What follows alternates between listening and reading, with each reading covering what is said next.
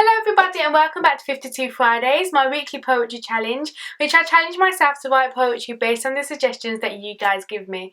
Remember, you can keep your suggestions coming by emailing me, or you can get me on any of my social media networks, which will all be linked below along with the lyrics of this poem.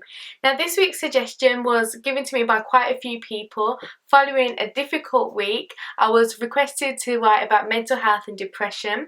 I want the poem to speak for itself, but I just want you to all be encouraged. If you are suffering or feel like you're suffering, or if you are just not okay, then express yourself, find somebody that you can speak to.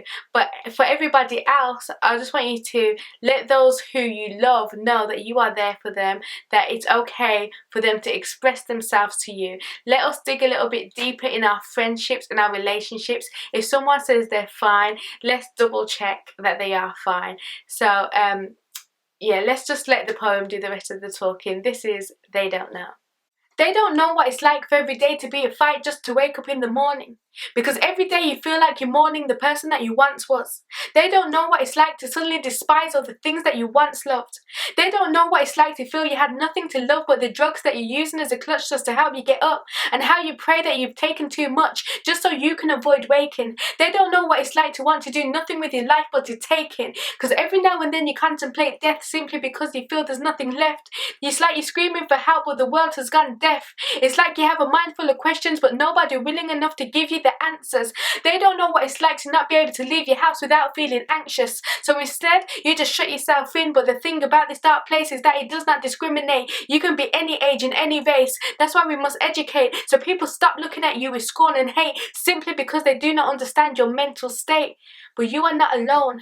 It is not just you by yourself that is suffering from depression and mental health.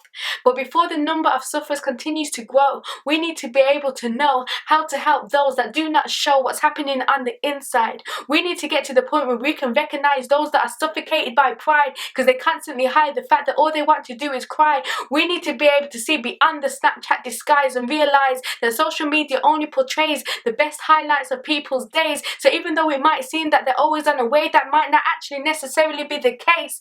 We actually need to see beyond the cover and actually read the page. In fact, we might even need to read behind the lines, because they may say they're fine when it's actually a lie. And to those of you who are going through but do not speak, you need to know that expressing how you feel does not make you weak.